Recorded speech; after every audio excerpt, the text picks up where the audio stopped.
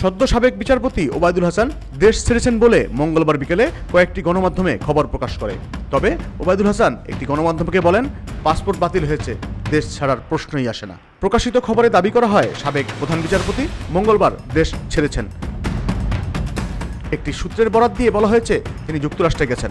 এমন খবর প্রকাশের পরেই জনমনে প্রশ্ন জাগে, পাসপোর্ট বাতিল হওয়ার পর কিভাবে দেশ ছাড়লেন সাবেক বিচারপতি? মঙ্গলবার সন্ধ্যায় একটি গণমাধ্যমে দেশ ছাড়ার বিষয়টি মিথ্যা বলে জানান সদ্য সাবেক বিচারপতি ওবায়দুল হাসান।